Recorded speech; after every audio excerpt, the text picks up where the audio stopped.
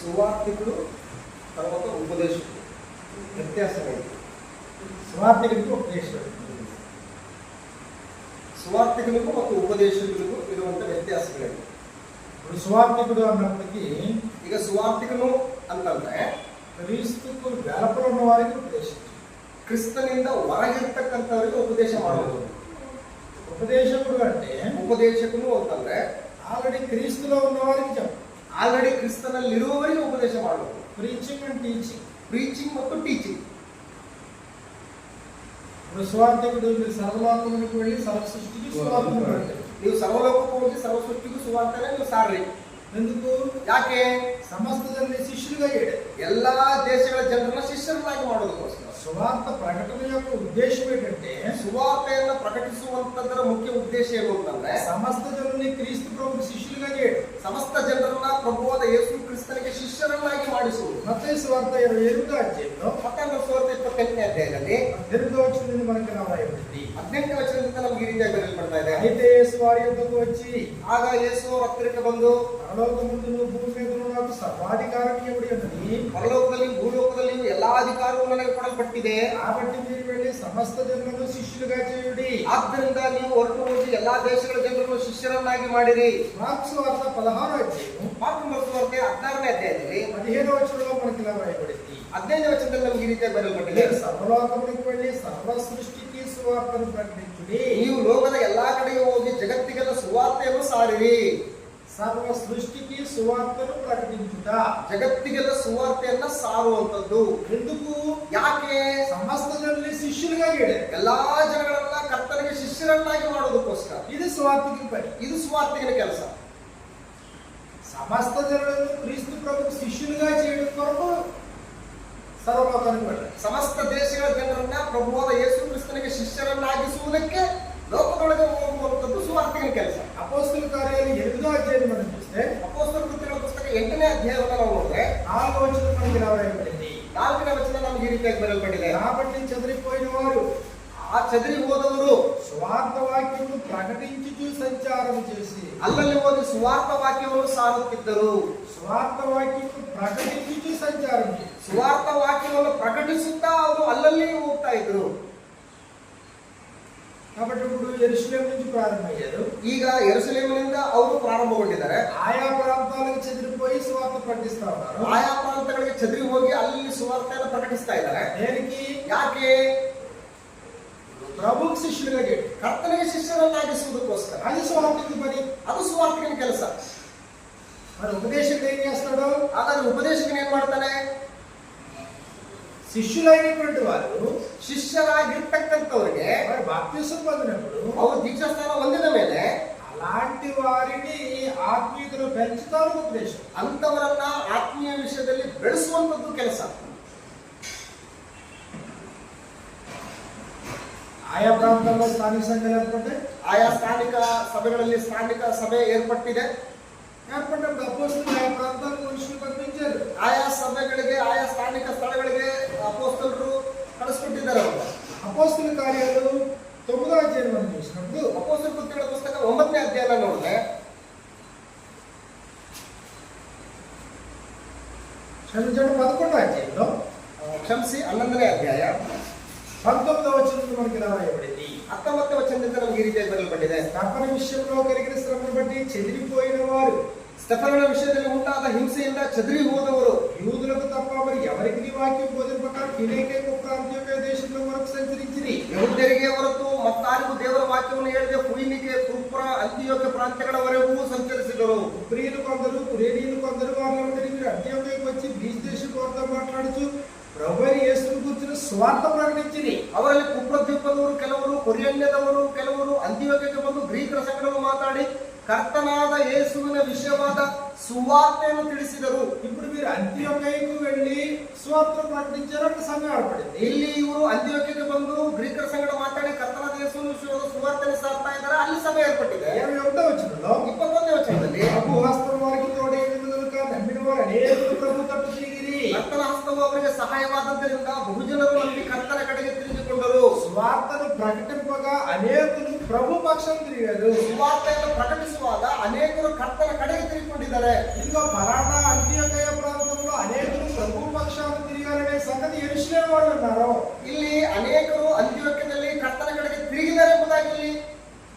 ವಾಕ್ಯ ಇದೆ. 22వ వచనంలో 22ನೇ ವಚನದಲ್ಲಿ ಯೆರೂಸಲೇಮಿನ ಸಂಘದ ವಾರಿని బర్నబాను ಅಂತಿಯೋಕ್ಯವರೆಗೂ ಬರ್ತೀರಿ. ಇವರ ವಿಷಯವಾದ ವರ್ತಮಾನವು ಯೆರೂಸಲೇಮಿನಿಂದ ಸಭೆಯವರಿಗೆ ಬಿದ್ದಾಗ ಅವರು ಬಾರ್ನಬನನ್ನು ಅಂತಿಯೋಕ್ಯಕ್ಕೆ ಕಳಿಸಿದರು. ఇప్పుడు యెరూసలేము నుండి బర్నబాను అంతియోక్యకు పంపించారు. ಈಗ ಯೆರೂಸಲೇಮಿನಿಂದ ಅಂತಿಯೋಕ್ಯಕ್ಕೆ ಬರ್ನಬನನ್ನ ಕಳಿಸಿಕೊಡ್ತಾ ಇದ್ದಾರೆ. బర్నబా ఏం చేయాలి? ಈಗ ಬರ್ನಬ ಹೋಗಿ ಏನ್ ಮಾಡ್ಬೇಕು? స్వార్థ ప్రకటించాలా, ఉపదేశం చేయాలా? ಸುವಾರ್ಥ ಪ್ರಕಟಿಸಬೇಕಾ, ಉಪದೇಶ ಮಾಡ್ಬೇಕಾ? ఆయన ఏం చేశాడు చూడండి. ಈಗ ಆತ ಏನ್ ಮಾಡಿದ ನೋಡಿ. అతను వచ్చి దేవుని కృపను చూచి ಆತನು 23వ వచనం 23ನೇ ವಚನದಲ್ಲಿ అతను వచ్చి దేవుని కృపను చూచి సంతోషంతో ప్రభుని స్థిరహృదయంతో హత్తుకొనవలని అందరినీ హెచ్చరించెను. ನೀವು ದೃಢ ಮನಸ್ಸಿನಿಂದ ಕರ್ತನಲ್ಲಿ ನೆಲೆಗೊಂಡಿರಿ ಎಂದು ಅವರೆಲ್ಲರಿಗೆ ಬುದ್ಧಿ ಹೇಳಿದನು. కాబట్టి స్థిరపరచడం ఉపదేశం. ಅಂದ್ರೆ ಉಪದೇಶಕರ ಕೆಲಸ ಏನಂತಂದ್ರೆ ಕರ್ತನಲ್ಲಿ ಅವರನ್ನು ಸ್ಥಿರಪಡಿಸುವಂತದ್ದು ಅವ್ರ ಕೆಲಸ. ಉಪದೇಶ ಅಂದ್ರೆ సువార్త ద్వారా శిష్యులై బాప్తిస్మం పొందిన వారిని స్థిరపరచడం ఉపదేశం. ಸುವಾರ್ತೆಯ ಮುಖಾಂತರ ಕರ್ತನ ಶಿಷ್ಯರಾಗಿರ್ತಕ್ಕಂಥವರನ್ನ ಉಪದೇಶದ ಮುಖಾಂತರ ಕ್ರಿಸ್ತನಲ್ಲಿ ಸ್ಥಿರಪಡಿಸುವಂತದ್ದು ಉಪದೇಶಕರ ಕೆಲಸ. ಎರಡಕ್ಕೂ ವ್ಯತ್ಯಾಸ. ಸುವಾರ್ತಿకుడు ಪ್ರೀಚರ್, ಇವಾಂಜಲಿಸ್ಟ್. ಅಂದ್ರೆ ಸುವಾರ್ತಿಕರನ್ನ ಪ್ರೀಚರ್ಸ್, ಎವಾಂಜಲಿಸ್ಟ್ ಅಂತ ಕರೀತಾರೆ. ಉಪದೇಶಕರು అంటే ಉಪದೇಶಕ ಅಂತಂದ್ರೆ ಟೀಚರ್ ಅಂತ ಕರೀತಾರೆ. Preacher, teacher. ఇప్పుడు టీచింగ్ దగ్గరకు వచ్చినప్పుడు స్త్రీలకు పర్మిషన్ ఇవ్వాలి. ಇಲ್ಲಿ ಟೀಚಿಂಗ್ ಹತ್ರ ಬಂದಾಗ ಸ್ತ್ರೀಯರಿಗೆ ಅವಕಾಶ ಇಲ್ಲ. ఇప్పుడు ప్రీచింగ్ దగ్గరకు వచ్చినప్పటికి ఆథరైజ్డ్ గా ప్రీచర్స్ ఉన్న సందర్భాలు మనకి బైబిల్లో. ಅಂದ್ರೆ ಆಥರೈಸ್ಡ್ ಆಗಿ ಅಧಿಕಾರಯುಕ್ತವಾಗಿ ಪ್ರೀಚಿಂಗ್ ಮಾಡುವಂತ ಸಂದರ್ಭದಲ್ಲಿ ಸ್ತ್ರೀಯರನ್ನ ನಾವು ಆಥರೈಸ್ಡ್ ಆಗಿ ನಾವು ನೋಡ್ತಾ ಇಲ್ಲ. ఇందాక సహోదరుడి ప్రశ్న అదే. ಈಗ ಇತ್ತೀಚೆಗೆ ಈ ತರ ಸಹೋದರಿ ಕೇಳಿದಂತ ಪ್ರಶ್ನೆನೇ ಅದೇನೆ. సంఘంలోకి వెళ్ళిపోవడం వరకు మనం స్వార్థ ప్రకటించవచ్చా? ಸಭೆಯಿಂದ ಹೊರಗಿರ್ತಕ್ಕಂಥವ್ರಿಗೆ ನಾವು ಸುವಾರ್ತನ ಸಾರ್ಬೋದಾ? మరి ఇంట్లోనే బిడ్డలకు ప్రకటించుకుంటాం. ಮನೇಲಿ ನಿನ್ ಮಕ್ಕಳಿಗೆ ನೀನು ಬೋಧನೆ ಮಾಡ್ಕೊಳ್ತೀಯ. నీ ఇంట్లో ఒకవేళ అత్తగారు ఉన్నో లేదా నీ మామగారు ఉన్నారో లేదా బయట ఉన్నారు, ನಿನ್ ಮನೆಯಲ್ಲಿ ಅತ್ತೆಯವರು ಇದ್ರು, ఎరగనటువంటి వారు ఎవరైనా ఉంటే, ನಿನ್ ಗೊತ್ತಿಲ್ಲದಿರ್ತಕ್ಕಂಥವ್ರು ಯಾರಾದ್ರೂ ಇದ್ರೆ వారికి క్రీస్తుని పరిచయం చేస్తున్నాం. ಅವರಿಗೆ ಕ್ರಿಸ್ತ ಪ್ರಭುವನ್ನು ನೀನು ಪರಿಚಯ ಮಾಡಿಕೊಡ್ತೀಯ. కానీ నువ్వు ప్రొఫెషనల్ ప్రీచర్ కాదని. ಆದ್ರೆ ನೀನು ಪ್ರೊಫೆಷನಲ್ ಪ್ರೀಚರ್ ಅನ್ನುವಂಥದ್ದನ್ನ ನೀನು ಗುರುತಿಸಬೇಕು. ప్రొఫెషనల్ ప్రీచర్ అంటే ಪ್ರೊಫೆಷನಲ್ ನೀನು ಪ್ರೀಚರ್ ಅಲ್ಲ ಅಂತಂದ್ರೆ ఇదిగో నువ్వు తప్పు విత్తనాలు విత్తే అవకాశం వస్తుంది. ಒಂದು ವೇಳೆ ನೀನು ತಪ್ಪಾದ ಬೀಜಗಳನ್ನ ಬಿತ್ತುವಂತ ಅವಕಾಶ ಇರ್ತದೆ. మరి స్వార్థ ప్రకటించి వారి పాదములు సుందరమైన ఉన్నాడు. ಸುವಾರ್ತೆಯನ್ನು ಸಾರುವಂತವರ ಪಾದಗಳು ಎಷ್ಟೋ ಸುಂದರ ಅಂತ ಹೇಳ್ತಾ ಇದ್ದಾರೆ. మరి ప్రకటించేటువంటి వాడు సరైన విధానంలో ప్రకటించకపోతే, ಪ್ರಕಟಿಸುವಂತವರು ಸರಿಯಾದ ವಿಧಾನದಲ್ಲಿ ಪ್ರಕಟಿಸದೇ ಇದ್ರೆ నష్టం కదా, ಕಷ್ಟ ಆಗುತ್ತಲ್ವಾ?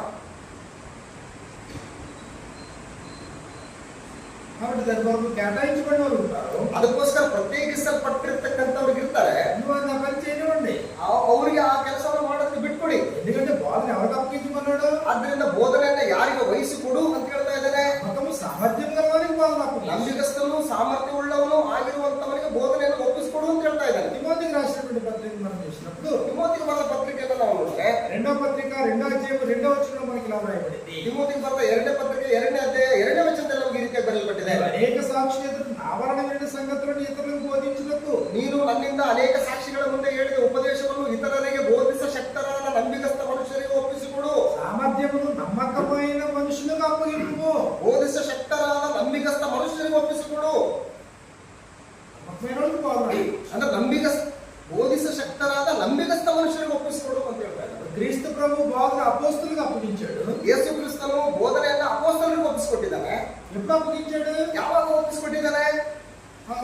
యోహాను సువార్త 17వ అధ్యాయం మనం చూస్తే, ಯೋಹಾನ ಸುವಾರ್ತೆ 17ನೇ ಅಧ್ಯಾಯನ ನಾವು ನೋಡಿದ್ರೆ, నీవు నాకు అనుగ్రహించిన మనుషులకు నీ వాక్యం ఇచ్చి ఉన్నాను అన్నాడు. ನೀನು ನನಗೆ ಅನುಗ್ರಹಿಸಿದಂತಹ ಈ మనుషులే నిన్న మాత్రమే ನಾನು వహిಸಿಕೊಟ್ಟಿದ್ದೇನೆ. యోహాను సువార్త 17వ అధ్యాయం 7వ వచనంలో మనకి ఇలా రాయబడింది. ಯೋಹಾನ ಸುವಾರ್ತೆ 17ನೇ ಅಧ್ಯಾಯ 7ನೇ ವಚನದಲ್ಲಿ ನಮಗೆ ಈ ರೀತಿ ಬರೆಯಲ್ಪಟ್ಟಿದೆ. నీవు నాకు అనుగ్రహించిన మాటలు నేను వారికి ఇచ్చి ఉన్నాను. ನೀನು ನನಗೆ ಕೊಟ್ಟಿದ್ದೆಲ್ಲ ನಿನ್ನಿಂದಲೇ ಬಂದಿದೆ ಎಂದು ಈಗ ಇವರು ತಿಳ್ಕೊಂಡಿದ್ದಾರೆ. వారామాత్రం అంగీకరించి నేను నీ యొద్ద నుండి బయలుదేరి వచ్చుతున్నాను, నిజంగా నన్ను పంపుతున్న నమ్మిందిరి. ಹೇಗೆಂದರೆ ನೀನು ನನಗೆ ಕೊಟ್ಟ ಮಾತುಗಳನ್ನು ನಾನು ಇವರಿಗೆ ಕೊಟ್ಟಿದ್ದೇನೆ, ಇವರು ಆ ಮಾತುಗಳನ್ನು ಕೈಕೊಂಡು ನನ್ನನ್ನು ನಿನ್ನ ಬಳಿಯಿಂದ ಹೊರಟು ಬಂದವನೆಂದು ನಿಜವಾಗಿ ತಿಳಿದು ನೀನೇ ನನ್ನನ್ನು ಕಳಿಸಿಕೊಟ್ಟಿರುವುದಾಗಿ ನಂಬಿದ್ದಾರೆ. అందరినీ అపోస్తలు అనలేదు. ಅಂದ್ರೆ ಎಲ್ಲರೂ ಕೂಡ ಅಪೊಸ್ತಲರಾಗಿ ಆತನು ನೇಮಕವಲ್ಲ. అందరికీ అప్పగించలేదు. ಎಲ್ರಿಗೂ ಇದನ್ನು ಒಪ್ಪಿಸಿಕೊಡ್ಲಿಲ್ಲ. కాబట్టి ఈ పని ప్రాముఖ్యమైనది కదా. ಕೆಲಸ ಬಹಳ ಪ್ರಾಮುಖ್ಯವಾದದ್ದಲ್ವಾ? ఎవరికో అప్పగిస్తే ಯಾರು ಬೇಕಂದ್ರೆ ಅವರಿಗೆ ಒಪ್ಪಿಸಿಕೊಟ್ರೆ ಅದನ್ನು నష్టపోతాం. ಅದರಿಂದಾಗಿ ನಾವು నష్టం ಹೊಂదుತ್ತೇವೆ. బోధకులైన మనం మరీ కఠినమైన తీర్పు పొందుతుందని తెలుసుకుని మీరు అనేకులు బోధకులు కాకూడదు అన్నాడు. ಬೋಧಕರಾದಂತಹ ನಿಮಗೆ ಬಹು ಕಠಿಣವಾದ ತೀರ್ಪು ಉಂಟೆಂದು ತಿಳಿದು ನಿಮ್ಮಲ್ಲಿ ಬಹುಮಂದಿ ಬೋಧಕರಾಗಬೇಡ್ರಿ ಅಂತ ಹೇಳ್ತಾ ಇದ್ದಾರೆ. యాకోబు పత్రిక 3:1 ಯಾಕೋಬನ ಬರೆದ ಪತ್ರಿಕೆ 3ನೇ ಅಧ್ಯಾಯ 1ನೇ ವಚನದಲ್ಲಿ, ఆ సహోదరులారా బోధకుల మీద మనం మరీ కఠినమైన తీర్పు పొందుతుందని తెలుసుకుని మీరు అనేకులు బోధకులు కాకూడదు. ನನ್ನ ಸಹೋದರರೇ, ಬೋಧಕರಾದ ನಮಗೆ ಕಠಿಣವಾದ ತೀರ್ಪು ಆಗುವುದನ್ನು ತಿಳಿದುಕೊಂಡು ಬಹುಮಂದಿ ಬೋಧಕರಾಗಬೇಡ್ರಿ. స్వార్థ ప్రకటించే వారి పాదములు ఎంతో సుందరమైన ఉన్నప్పుడు ಸುವಾರ್ತೆಯನ್ನು ಸಾರುವಂತವರ ಪಾದಗಳು ಎಷ್ಟೋ ಸುಂದರವಾಗಿದೆ ಅಂತ ಹೇಳ್ತಿರ್ಬೇಕಾದ್ರೆ, మరి ప్రకటించేవారు ఉండడం మంచిదే కదా. ಪ್ರಕಟಿಸಬೇಕಾಗಿರತಕ್ಕಂಥವ್ರು ಹೆಚ್ಚೆಚ್ಚಿದ್ರೆ ಒಳ್ಳೇದು ತಾನೆ. ఉపదేశకులు మంచిదే కదా. ಉಪದೇಶಕರು ಜಾಸ್ತಿ ಇದ್ರೆ ಒಳ್ಳೇದು ತಾನೆ. అనేకులు బోధకులు కాకుండా అంటే ಇಲ್ಲೇನಿದು ಅನೇಕರು ಬೋಧಕರಾಗಬೇಡ್ರಿ ಅಂತ ಹೇಳ್ತಾ ಇದಾರಲ್ಲ.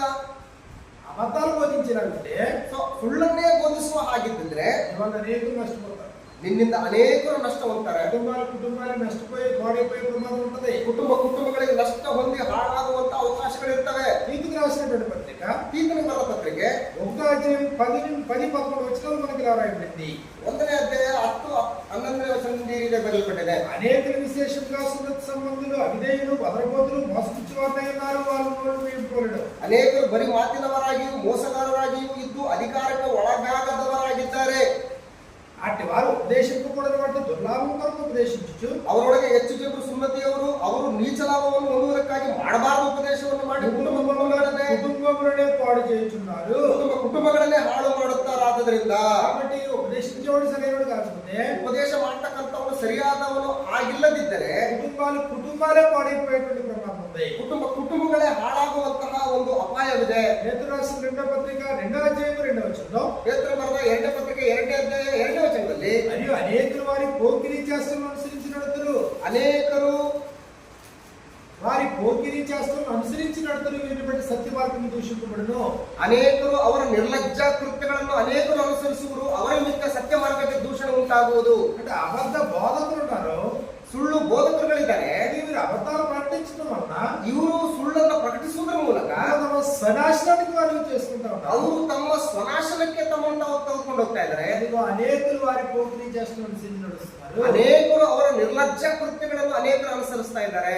సరైన రీతిలో సువార్థికులు లేకపోయినా, ఉపదేశకులు లేకపోయినా, ಸರಿಯಾದ ರೀತಿಯಲ್ಲಿ ಸುವಾರ್ತಿಕರಾಗಲಿ ಉಪದೇಶಕರಾಗಲಿ ಇಲ್ಲದಿದ್ದರೆ, అతను ఉపదేశించేది వాక్యానుసారం కాకపోతే, ಆತನು ಉಪದೇಶ ಮಾಡತಕ್ಕಂಥದ್ದು ವಾಕ್ಯಾನುಸಾರವಾಗಿ ಇಲ್ಲದಿದ್ದರೆ ప్రమాదం ఎంతమందికి? ಅಪಾಯ ಎಷ್ಟು ಜನರಿಗೆ? అతని ద్వారా ఉపదేశం పొందిన వారందరూ ప్రమాదం పడరు. ಆತನ ಮೂಲಕ ಉಪದೇಶ ಹೊಂದಿದಂತಕ್ಕಂಥವರೆಲ್ಲರೂ ಕೂಡ ಅವರು ಅಪಾಯಕರವಾದಂತ ಸ್ಥಿತಿಯಲ್ಲಿ ಹೋಗ್ತಾರೆ. అవగాహన లేకుండా స్వార్థ ప్రకటించలేదు. ತಿಳುವಳಿಕೆ ಇಲ್ಲದೆ ಸುವಾರ್ತೆಯನ್ನು ಪ್ರಕಟಿಸುವಂತದ್ದು ಯಾತಕ್ಕೆ? అవగాహన లేకుండా ఉపదేశం చేయడం ఎందుకు? ತಿಳುವಳಿಕೆ ಇಲ್ಲದೇನೆ ಉಪದೇಶವನ್ನ ಮಾಡುವಂತದ್ದು ಏನಕ್ಕೆ? అంటే పేరు ప్రతిష్ఠ కోసం, ಅಂದ್ರೆ ಹೆಸರು ಪ್ರತಿಷ್ಠೆಗೋಸ್ಕರ. మనుషులు ఘనత కావాలా? ಅಂದ್ರೆ ಮನುಷ್ಯರಲ್ಲಿ ನಿನಗೊಂದು ಏನಾದ್ರೂ ಘನತೆ ಬೇಕಾ? స్టేజ్ ప్రయారిటీ కోరుకుంటున్నావా? ಸ್ಟೇಜ್ ಪ್ರಯಾರಿಟಿ ಎಲ್ಲ ನೀನೇನು ಕೋರ್ತಾ ಇದೆಯಾ? తగిన కాలంలో దేవుడు నిన్ను హెచ్చిస్తాడు. ತಕ್ಕ ಕಾಲದಲ್ಲಿ ದೇವರು ನಿನ್ನನ್ನು ಹೆಚ್ಚಿಸ್ತಾನೆ. ఆల్రెడీ ఆయన కుమారుడుగా దేవుడు నిన్ను హెచ్చించాడు. ಆಲ್ರೆಡಿ ಆತನು ನಿನ್ನನ್ನು ಮಗನನ್ನಾಗಿ ಆತನು ಹೆಚ್ಚಿಸಿಬಿಟ್ಟಿದ್ದಾನೆ. ఎప్పుడైతే నువ్వు క్రీస్తు బాప్తిసం పొందుతున్నావో, ಯಾವಾಗಲಾದ್ರೂ ಸರಿನೇ ನೀನು ಕ್ರಿಸ್ತೇಸುವಿನಲ್ಲಿ ಸೇರೋದಕ್ಕೆ ದೀಕ್ಷಾಸ್ಥಾನವನ್ನು ಹೊಂದ್ಕೊಳ್ತೀಯೋ, దేవుడు తన కుమారత్వాన్ని ఇచ్చాడు. ಆಗ ನಿನ್ನನ್ನು ತನ್ನ ಮಗನನ್ನಾಗಿ ಅಂಗೀಕರಿಸಿಕೊಂಡು ಮಗನ ಒಂದು ಹಕ್ಕನ್ನು ನೀನು ಕೊಟ್ಟಿದ್ದಾನೆ. కుమారత్వం కంటే ఏది గొప్పతనం లేదు. ಕುಮಾರತ್ವಕ್ಕಿಂತ ದೊಡ್ಡತನ ಏನಿದೆ? నీ పాపాలు క్షమించబడ్డం కంటే గొప్ప స్థితి లేదు కదా. ನಿನ್ನ ಪಾಪಗಳು ಕ್ಷಮಿಸಲ್ಪಡುವುದಕ್ಕಿಂತಲೂ ಕೂಡ ದೊಡ್ಡ ಸ್ಥಿತಿ ಇನ್ನೇನಿದೆ? మళ్ళీ గొప్పడు కావాలని ఆలోచన ఎందుకు? ಮತ್ತೆ ನೀವು ದೊಡ್ಡವರಾಗಬೇಕನ್ನುವಂಥದ್ದು ಈ ಒಂದು ಆಸೆ ಏನಕ್ಕೆ? స్టేజ్ ప్రయారిటీ కోరుకో. ಸ್ಟೇಜ್ ಪ್ರಿಯಾರಿಟಿಯನ್ನು ನೀನು ಕೋರ್ಕೋಬೇಡಿ. స్టేజ్ మీద కనబడాలనేటువంటి ఆలోచన వద్దు. ಸ್ಟೇಜ್ ಮೇಲೆ ನಾನು ಕಾಣಿಸ್ಕೊಳ್ಬೇಕು ಅನ್ನುವಂತ ಆಲೋಚನೆ ಬೇಡವೇ ಬೇಡ. యేసుక్రీస్తునందు దేవుని ఎదుట బోధించున్నాము ಅಂದ್ರೆ ಯೇಸು ಕ್ರಿಸ್ತನಲ್ಲಿ ದೇವರ ಸಮಕ್ಷಮದಲ್ಲಿ ನಾವು ಬೋಧಿಸುವರಾಗಿದ್ದೇವೆ ಅಂತ ಹೇಳ್ತಾರೆ. తీయొద్దు. ಅದರೊಟ್ಟಿಗೆ ಯಾವುದನ್ನು ಸೇರಿಸಬೇಡಿ, ಅದರೊಳಗಿಂದ ಯಾವುದನ್ನು ತೆಗಿಬೇಡ್ರಿ. ప్రకటించగలిగితే మనం ఉన్నట్టుగా ప్రకటించు. ನೀನು ಪ್ರಕಟಿಸಬೇಕು ಅಂತಂದ್ರೆ ಇದ್ದದನ್ನು ಇದ್ದ ಹಾಗೆ ಪ್ರಕಟಿಸು. కొరింథీయులకు రాసినటువంటి పత్రికలో, ಕೊರಿಂಥದವರಿಗೆ ಬರೆದ 2ನೇ ಪತ್ರಿಕೆ 2వ పత్రిక 2వ అధ్యాయంలో మనకి ఇలా రాయబడింది. ಕೊರಿಂಥದವರಿಗೆ ಬರೆದ 2ನೇ ಪತ್ರಿಕೆ 2ನೇ ಅಧ್ಯಾಯದಲ್ಲಿ ನಮಗೆ ಈ ರೀತಿಯಾಗಿ ಬರೆಯಲ್ಪಟ್ಟಿದೆ. 17వ వచనం, 17ನೇ ವಚನದಲ್ಲಿ, కావున ఇట్టి సంగతులకు చాలిన వాడెవడు? ಆದ್ದರಿಂದ ಇಂಥ ಕಾರ್ಯಗಳಿಗೆ ಯಾರು ಯೋಗ್ಯರು? మేము దేవుని వాక్యమును కలిపి చెరిపడు అనేకులుగానే ఉండక, ಆದರೆ ನಾವು ದೇವರ ವಾಕ್ಯವನ್ನು ಕಲಬೆರಕೆ ಮಾಡುವವರಾದ ಹೆಚ್ಚು ಪಾಲಿನ ಜನರ ಹಾಗೆ ఇల్లదే నిష్కాపట్యము గలవారమును నిష్కపಟಿಗಳಾಗಿ దేవుని వలన నియమింపబడిన వారమై ఉండి ದೇವರಿಂದ ಉಪದೇಶವನ್ನು ಹೊಂದಿದವರಿಗೆ ತಕ್ಕ ಹಾಗೆ క్రీస్తునందు దేవుని ఎదుట బోధించుచున్నాము. ಕ್ರಿಸ್ತನ ಅನ್ಯೋನ್ಯತೆಯಲ್ಲಿ ಇದ್ದುಕೊಂಡು ದೇವರ ಸಮಕ್ಷಮದಲ್ಲಿಯೇ ಮಾತಾಡುತ್ತೇವೆ. క్రీస్తునందుండి దేవుని ఎదుట బోధించుచున్నాము. ಕ್ರಿಸ್ತನಲ್ಲಿ ಇದ್ದುಕೊಂಡು ದೇವರ ಸಮಕ್ಷಮದಲ್ಲಿ ನಾವು ಮಾತಾಡ್ತಾ ಇದ್ದೇವೆ. జాగ్రత్తగా బోధించాలా? ಜಾಗೃತೆಯಿಂದ ಬೋಧಿಸಬೇಕಾ? అతిశయించి బోధించొద్దు. ಅತಿಶಯ ಪಟ್ಟು ನೀನು ಬೋಧಿಸಬೇಡ. గర్వాహంకారంతో బోధించొద్దు. ಗರ್ವ ಅಹಂಕಾರಗಳಿಂದ ನೀನು ಬೋಧನೆ ಮಾಡಬೇಡ. నీ సొంత ఆలోచన అభిప్రాయాలు బోధించొద్దు. ನಿನ್ನ ಸ್ವಂತ ಆಲೋಚನೆಗಳು ಅಭಿಪ್ರಾಯಗಳಿಂದ ಬೋಧನೆ ಮಾಡಬೇಡ. వాక్యం ఏం చెప్పిందో అది ప్రకటించు. ವಾಕ್ಯ ಏನ್ ಹೇಳ್ತಾ ಇದೆ ಅದನ್ನು ಪ್ರಕಟಿಸು. నిర్మోహమాటంగా ప్రకటించు. ನೀನು ಯಾವುದೇ ಮುಖದಾಕ್ಷಿಣ್ಯವಿಲ್ಲದೆ ಅದನ್ನು ನೀನು ಪ್ರಕಟಿಸು.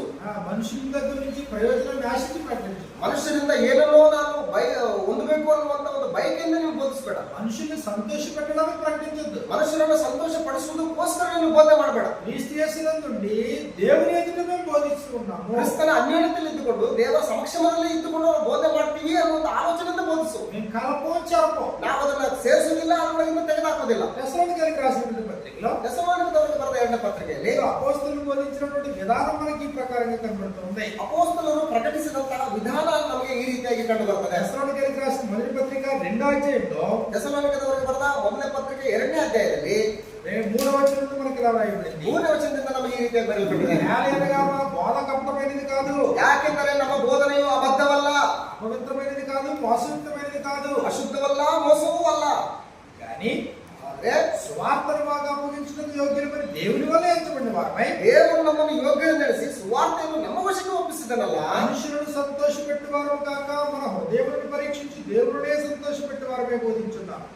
ಮನುಷ್ಯನನ್ನು ಮೆಚ್ಚಿಸಬೇಕೆನ್ನದೆ ಹೃದಯವನ್ನು ಪರೀಕ್ಷಿಸುವ ದೇವರನ್ನು ಮೆಚ್ಚಿಸಬೇಕೆಂದು ಮಾತಾಡುತ್ತೇವೆ. ఎవరిని సంతోషపెట్టడం ముఖ్యం? ಯಾರನ್ನು ಸಂತೋಷ ಪಡಿಸುವಂತದ್ದು ಮುಖ್ಯವಾಗಿದೆ ಇಲ್ಲಿ. నీ ఆడియన్స్ సంతోషపెట్టడానికి ముఖ్యం కాదు. ನಿನ್ನ ಆಡಿಯನ್ಸ್ ಗಳನ್ನ ಸಂತೋಷ ಪಡಿಸುವಂತದ್ದು ಇಲ್ಲಿ ಮುಖ್ಯ ಅಲ್ಲ.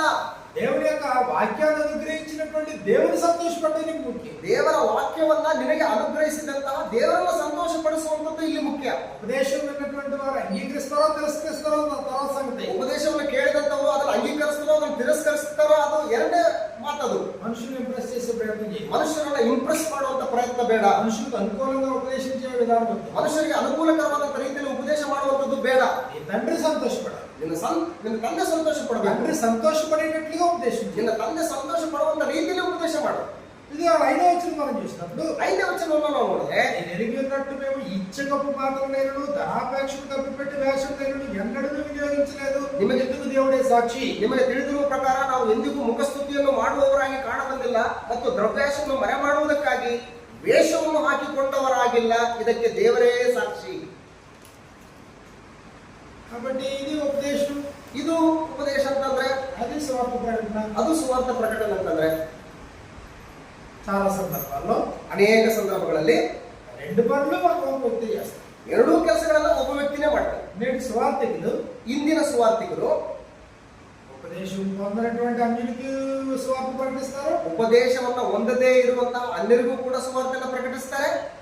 క్రీస్తులోకి వచ్చిన తర్వాత ಅವರು ಕ್ರಿಸ್ತನಿಗೆ ಬಂದ ಮೇಲೆ వారికి ఉపదేశం కూడా వారే చేస్తారు. ಅವರಿಗೆ ಉಪದೇಶವನ್ನು ಕೂಡ ಅವರೇ ಮಾಡ್ತಾರೆ. అంటే ప్రీచర్ టీచర్ ಅಂದ್ರೆ ಪ್ರೀಚರು ಮತ್ತು ಟೀಚರ್ ಕೆಲಸ ಒಬ್ಬರೇ ಮಾಡ್ತಾರೆ. ఒకరే చేస్తారు. ಒಬ್ಬರೇ ಮಾಡ್ತಾರೆ. కానీ బాగా ఫార్వర్డ్ అయినటువంటి కొన్ని దేశాల్లో ತುಂಬಾ ಮುಂದುವರಿದಂತಹ ಕೆಲವು ದೇಶಗಳಲ್ಲಿ ప్రీచర్స్ వేరే టీచర్స్. ಪ್ರೀಚರ್ಸ್ ಬೇರೆ ಇರ್ತಾರೆ, ಟೀಚರ್ಸ್ ಬೇರೆ ಇರ್ತಾರೆ. ప్రీచర్స్ అన్నప్పటికీ అవుట్ సైడ్ బయటకు వెళ్ళి వారికి స్వార్థ ಸುವಾರ್ತಿಕರು ಅಂತಂದ್ರೆ ಹೊರಗಡೆ ಹೋಗಿ ಅವರಿಗೆ ಸುವಾರ್ತೆಯನ್ನು ಪ್ರಕಟಿಸುವಂಥದ್ದು. ಈಗ ಟೀಚರ್ లేదా ఇన్స్ట్రక్టర్ అంటే ಟೀಚರ್ ಅಥವಾ ಇನ್ಸ್ಟ್ರಕ್ಟರ್ ಅಂತಂದ್ರೆ బోధకుడు బోధించేవాడు. ಬೋಧಕನು ಬೋಧಿಸುವಂತವನು. ఎవరికి? ಯಾರಿಗೆ? ఆల్రెడీ క్రీస్తులోకి వచ్చారు. ಆಲ್ರೆಡಿ ಕ್ರಿಸ್ತನಲ್ಲಿ ಇರ್ತಕ್ಕಂಥವ್ರಿಗೆ. వారు శిష్యులయ్యారు, బాప్తిసం పొందారు. ಅವರು ಶಿಷ್ಯರಾಗಿದ್ದಾರೆ, ದೀಕ್ಷಾಸ್ನಾನ ಹೊಂದ್ಕೊಂಡಿದ್ದಾರೆ. సంఘంలో వారు కొనసాగిస్తూ ఉన్నారు రక్షణని. ಸಭೆಯಲ್ಲಿ ರಕ್ಷಣೆಯಲ್ಲಿ ಅವರು ಮುಂದುವರಿತಾ ಹೋಗ್ತಾ ಇದ್ದಾರೆ. అలాంటి వారికి ఉపదేశించేది బోధ. ಅಂತವರಿಗೆ ಉಪದೇಶ ಮಾಡುವಂತದ್ದು ಬೋಧನೆ. ఓకే, ಸರಿನಾ? ಅರ್ಥ ಆಯ್ತಾ? ఇంకేమైనా ప్రశ్న ఉంటాడు? ಇನ್ನೇನಾದ್ರೂ ಪ್ರಶ್ನೆಗಳಿದ್ರೆ ಕೇಳು.